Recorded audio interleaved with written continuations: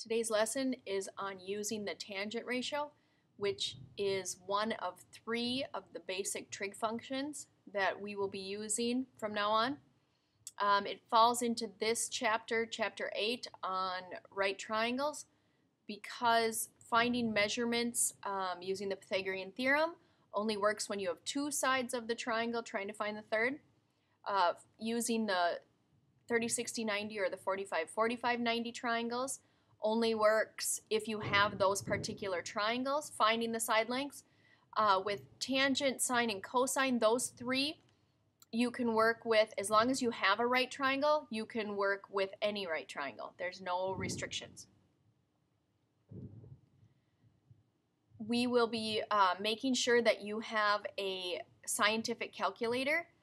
In order to make sure you have a scientific calculator, it must have the buttons that say tan, sine, and cos, and above them would probably read inverse tan, inverse sine, and inverse cos. You want your calculators to be in degree mode. If they are in radian mode, they will not give you the right answers, so make sure that when you go to mode on your calculator that it's in degree mode. The trig functions are functions, just like adding and subtracting, multiplying and dividing are functions. The tangent, sine, and cosine are functions. They will change the value of your number.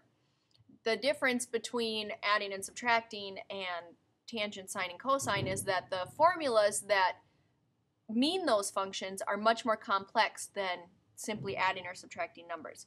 We won't go into how the function works. It's simply we're going to simply learn how to use and when to use each of the specific trig functions. So you'll need to have your scientific calculators out in degree mode. We're going to work with the tangent function alone today. We're not going to work with sine or cosine. The opposites of those are their inverse functions. That's why you need your calculator. The inverse tangent button is sitting directly above the tangent. They are opposites, just like adding and subtracting are opposites of each other. So let's get into how to use the tangent function.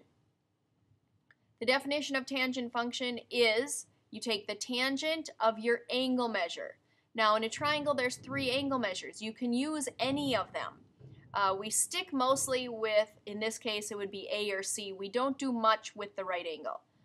You'll want to either use angle A or angle C. In this case it says to use angle A. Angle A, based on this idea, the three sides have a relationship with angle A. For example, side CB is opposite angle A. It sits across from it. Side BA is adjacent to angle A. It is next to angle A. Now, the hypotenuse is also next to angle A, but the hypotenuse we stay calling the hypotenuse. The hypotenuse is always called that. It never changes. And it's always sitting across from the right angle. So based on your angle, you can label all three sides of the triangle. The one that sits across from the angle is opposite. The one that sits next to the angle is adjacent. And the hypotenuse is always the hypotenuse.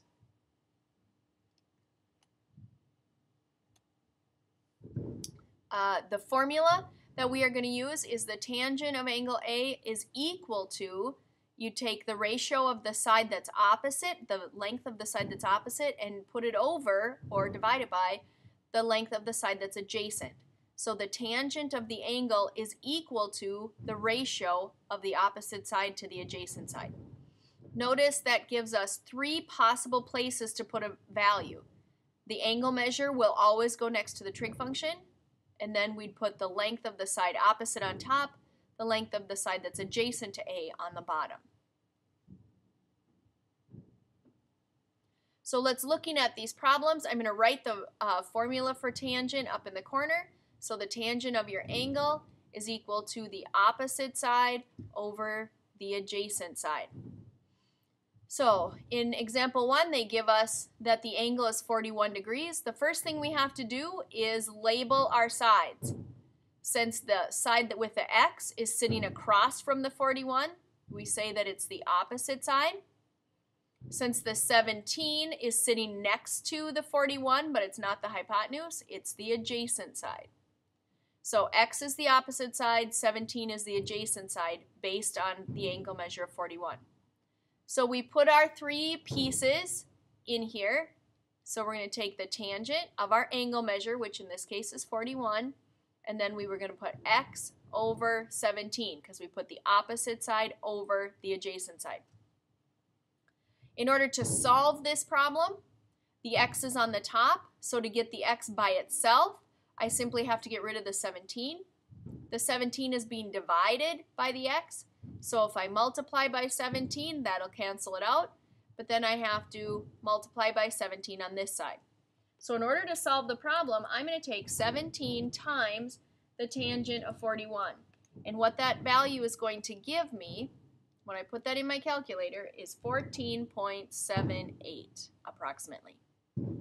So that means the side that's opposite the angle of 41 degrees would be 14.78 units long. You're going to notice that as we do these problems, the variable, the x, can be on the top, it can be on the bottom, or it can be the angle measure. And based on where the variable is, it changes how you solve the problem. So let this be the template for when you have a problem which has x on the top. Moving on to example 2, same thing. This time we're working with this angle, the 37 degree. So the one that sits across from it is down here. This would be the opposite side. And this angle, or this side, would be the one that sits next to it. So this would be the adjacent side. So when I go to plug in the pieces, I get the tangent of 37, because that's my angle measure, equals opposite is 12 over x, which is adjacent. Notice my x is in a different place in this problem. I have to solve it differently then.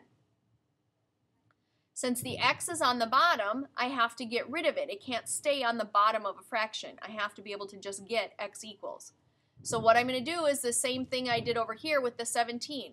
I'm going to multiply by x to make it go away. But then you have to multiply by x on the other side of the equal sign to keep the problem balanced. When I do that, the x is now on the top of the fraction, which there really isn't one, but it would be over 1. So x would be up on the top, which is where I want it, but now my next step is x needs to be alone. It needs to say x equals. So I need to get rid of the tangent of 37. To get rid of that, it's being times by the x, so I'm simply going to divide both sides by the tangent of 37. What ultimately ends up happening is I get x equals 12 over the tangent of 37. If I rewrite the original problem, it was the tangent of 37 equals 12 over x. To go from the original, where the x is on the bottom, to getting x by itself, all that happens is these two pieces, the x comes up and the tangent of 37 goes down. They end up switching places. The x comes up, the tangent of 37 comes down. So in order to solve this problem, now I have to divide. I'm going to take the 12 divided by the tangent of 37. And when I put that in my calculator, I get that x is 15.9 units long. So let this be a template. When your x value is on the bottom, it simply switches place with whatever's on the other side of the equal sign. It comes up, whatever's left goes down. The third type of problem that you're going to see is it says find the measure of B, of angle B. So angle B is what you're working with. The problem is there's no angle measure here. That's what you're looking for. So when you go to set up the problem, it's this value that's going to be your variable. So you're going to set it up and say the tangent of x equals, and now you still have to decide based on B, the 11 would be the opposite side, and the 19 would be the adjacent side. The 19 is next to it, the 11 is across from it. So I would say the tangent of x, and then the opposite is 11, the adjacent is 19. I can take 11 divided by 19. When I divide 11 by 19, My answer is 0.5789.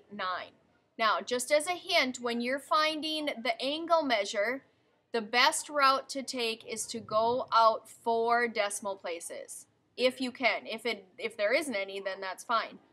But if you can go out 4 decimal places, that will give you the best answer for your angle measure when you find it. Go out 4 decimal places when you divide the opposite by the adjacent.